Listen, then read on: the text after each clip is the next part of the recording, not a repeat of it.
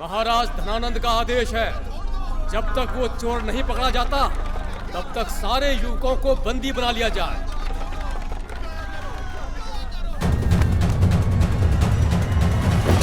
नहीं, मैंने कुछ नहीं किया। छोड़ दो मुझे, जाने दो। नहीं, महाराज का आदेश मानने से इनकार करता है मूर्ख। छोड़ दो मुझे, जाने दो।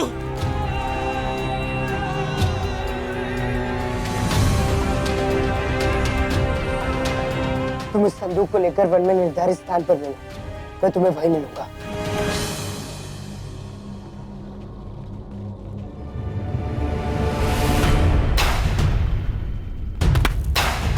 चंद्रगुप्त, चंद्रगुप्त।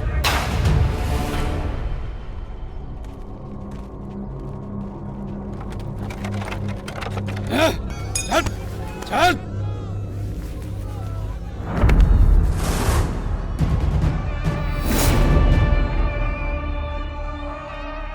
ये कौन है तू? मैं वो हूं जो आज तुम्हें तुम्हारे जीवन का सबसे महत्वपूर्ण पाठ पढ़ाएगा कि किसी भी निर्दोष और असहाय पर अत्याचार करने का परिणाम क्या होता है। ले चलो इसे भी, 2 कोड़े खाएगा स्वयं जीवन का पाठ सीख जाएगा। अच्छा, 2 कोड़े।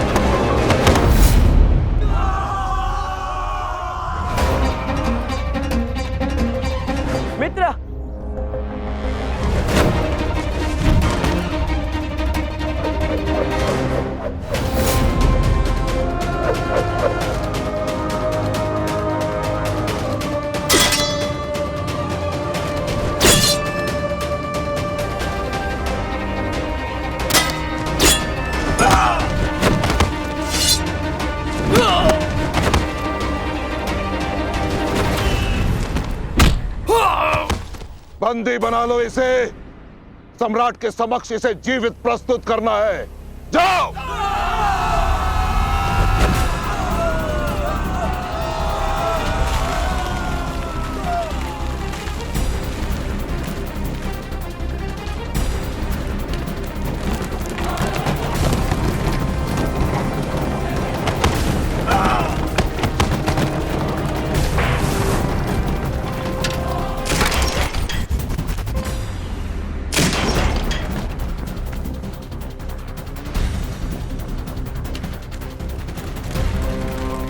तुम लोगों से कहा था ना, फिर क्यों लौट आए यहाँ? तुमसे सीखा है, सदा साथ सदा विश्वास।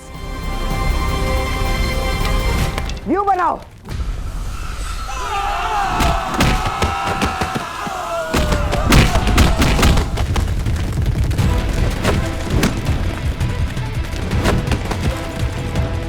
असंभव, एक बालक सब पे भारी कैसे हो सकता है?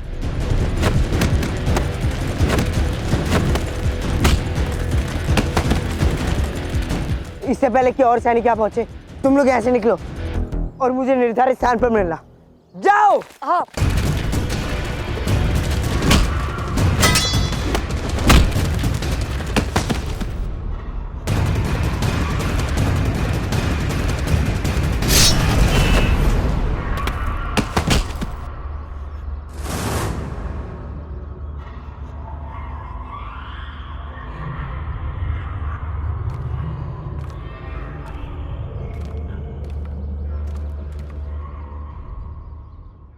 न जाने क्यों मुझे आभास हो रहा है कि सम्राट के जन्मोत्सव पर उनके प्रतिमा का शीश तुमने चुराया है।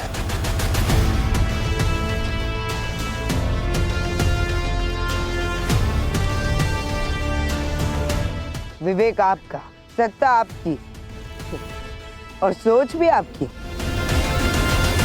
निष्कर्ष निकालना है तो निकालिए। निष्कर्ष निकाल चुका हूं मैं। विकल्प दे रहा हूं तुम्हें। अपने अपराध को स्वीकार लो, अन्यथा मृत्यु के लिए सज्ज हो जाओ। आज तक जो किया अपनी इच्छा से किया, तो मृत्यु के कुछ क्षण पूर्व मैं अपना आचरण क्यों बदल दूं? तो हो जाओ मृत्यु के लिए सज्ज।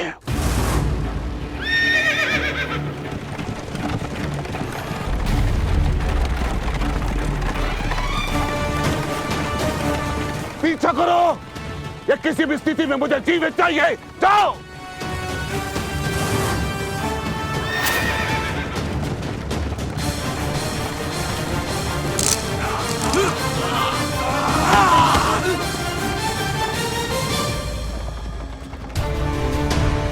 उत्तम, तुम जो भी हो, बड़े उचित समय पर आए हो।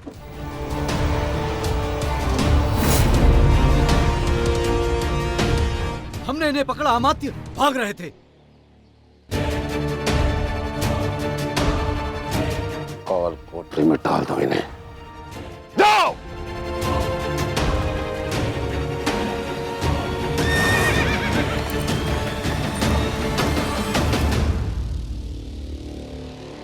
ये कंगन तुम्हारा है ना?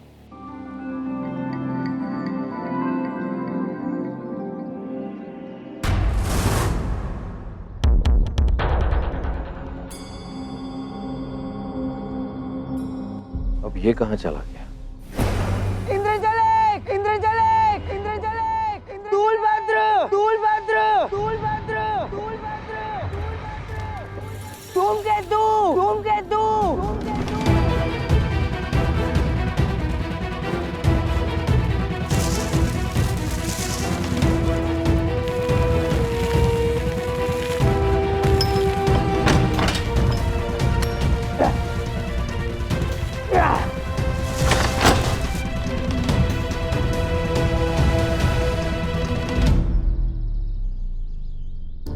संदूक तो अपने निर्धारित स्थान पर है। फिर वो तीनों कहाँ चले गए? चंद्र, चंद्र, वो नहीं ले गए। इंद्रजलिक, स्थूलभद्र और धूमकेतु तीनों को मगध के अन्य युवकों के साथ बंदी बना लिया गया। सम्राट किसी को नहीं छोड़े, किसी को भी नहीं।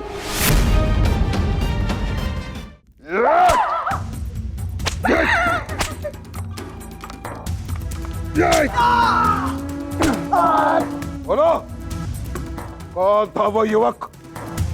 मुझे भली भांति ज्ञात है कि सम्राट के प्रतिमा का शीश उसी ने चुराया है। उत्तर दो। मारते मारते थक जाओगे, लेकिन हमारे मुख पर उसका नाम कभी नहीं आएगा। कभी नहीं आएगा? रुको अमात्य राक्षस।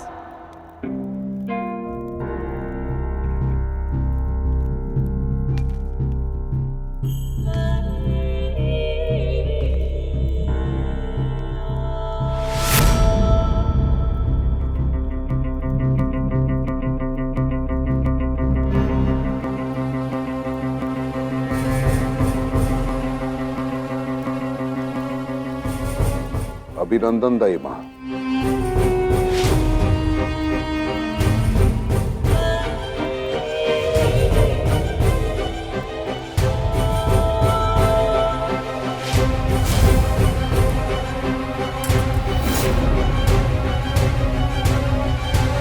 धनानंद मेरा धर्मपुत्र अवश्य है, परंतु उससे बहुत प्यार करती है उसकी ये दाई मां।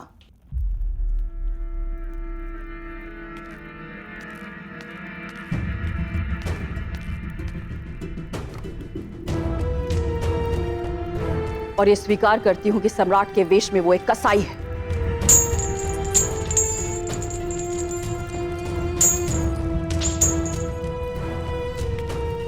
ऐसे अबोध और निर्दोष बच्चों को कोई ऐसे मारता है क्या? और वो भी यहाँ काल कोठरी में डाल दिया मवेशियों की तरह।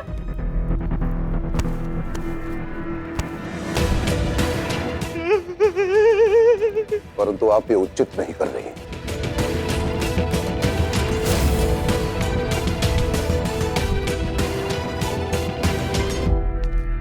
राक्षस दोषी तुम भी कम नहीं।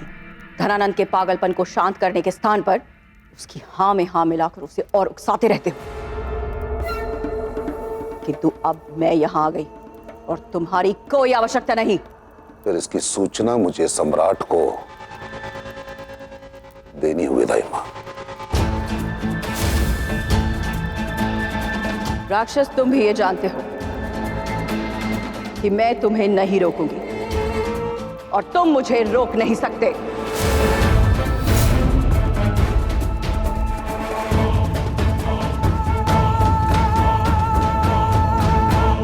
आज्ञा दें। चलो।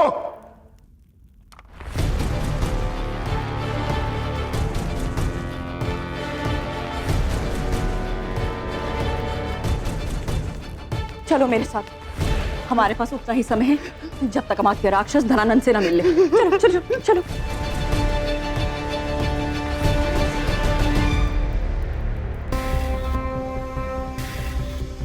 क्या सोच रहे हो चंद? यदि मैं लुब्धा की बात मानकर इस शीश को पिघला दूं और धनानंद के विरुद्ध जाऊं तो निश्चित वो मेरे मित्रों समेत सहस्त्रों निरपराधों का वध करवा देगा। और यदि मैं लुब्धक के विरुद्ध जाकर इस शीश को धनानंद तक पहुंचा दूं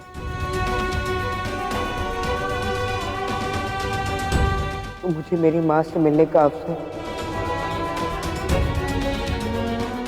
पुनः कभी नहीं मिलेगा।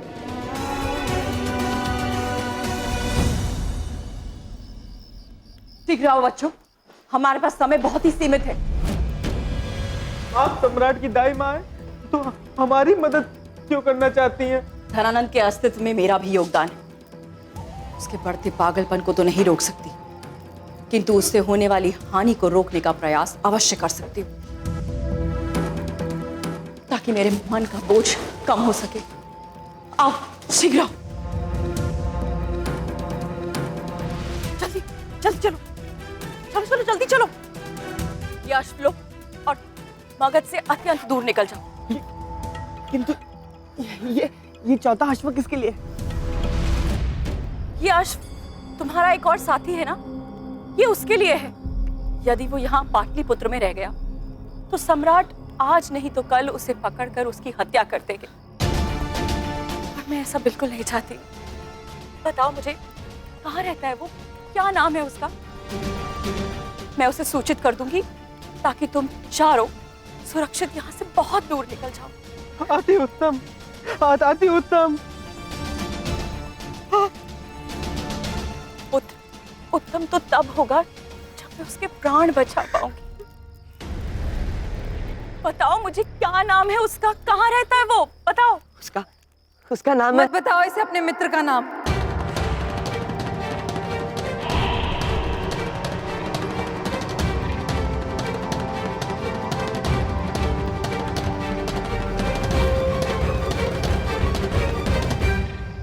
सैनिकों,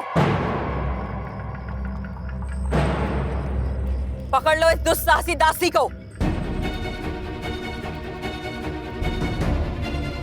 देख लिया इसका वास्तविक स्वरूप। ये सिर्फ सम्राट की दाई मां नहीं है, सम्राट के दुष्ट कर्मों में बराबर की साझेदार भी है। ये तुम्हें मुक्त करने का सिर्फ नाटक कर रही है ताकि तुम अपने मित्र का नाम बता दो और ये उसे भी तुम्हारे साथ धनानंद के सामने ले जा सके। मत बताओ इसे उसका नाम। बंदी बना लो इन तीनों को और डाल दो उसी कारागार में। नहीं,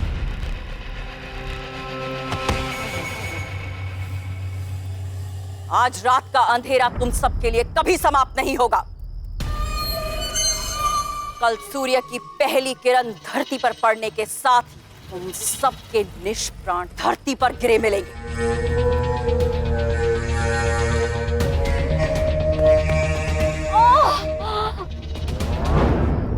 ये ठीक नहीं किया मूरा तूने। आज तेरे दुस्साहस के पांव अपनी सीमा की लक्ष्मण रेखा लांघ गए। इन्हीं पैरों पर चलकर आई है ना तू यहाँ?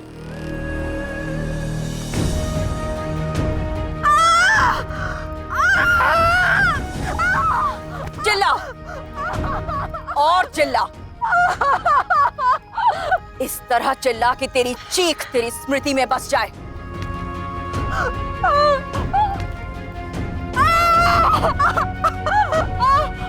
और हर पल तुझे इस पल का स्मरण करवाए जब तूने धनानंद की दाई माँ के विरुद्ध खड़े होने का दुस्साहस किया था।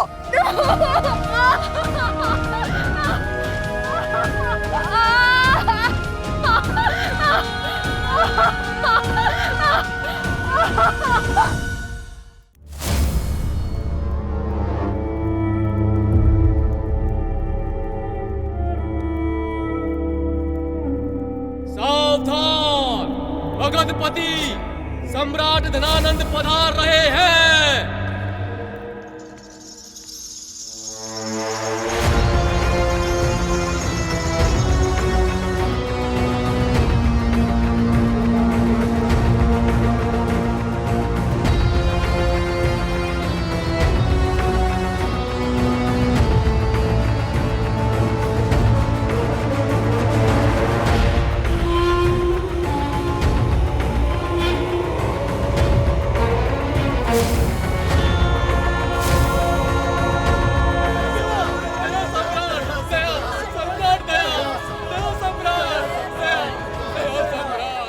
जब कोई भयभीत होकर मुझसे प्राणों की भीख मांगता है तो मुझे अत्यंत आनंद आता है,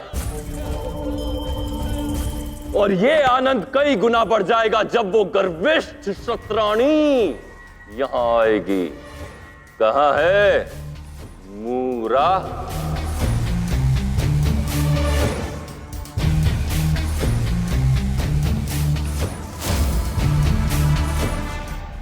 अब परिवेश में थोड़ी रौनक आई।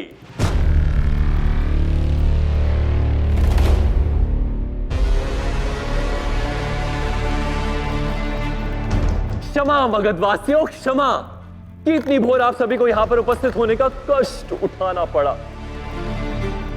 पर मैं क्या करूं? मगध को एक साथ संदेश जो देना था, और वो संदेश ये है, मैं मगध का सूर्य नापित नंद सूर्य को ही साक्षी मानकर यह प्रतिज्ञा लेता हूं कि मेरी प्रतिमा के स्वर्ण शीश को चुराने वाले ने यदि अपना अपराध स्वीकार नहीं किया तो यहां उपस्थित सभी युवकों के जीवन को मैं अंधकार से भर दूंगा। सूर्यास्त नहीं देख पाएंगे ये।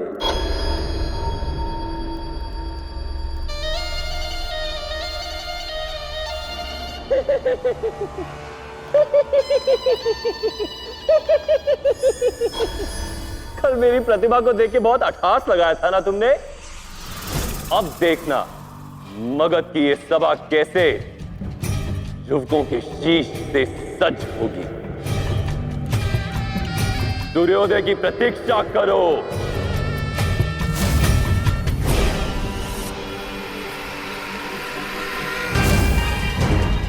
प्रारंभ करते हैं उनसे जो जानते हैं कि लुटेरा कौन था।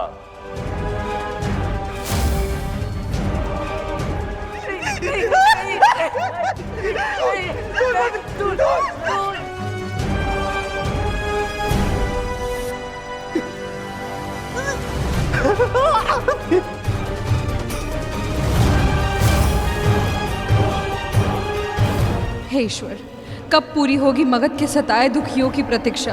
कब आएगा वो जो धनानंद के विरुद्ध बनेगा अस्त्र?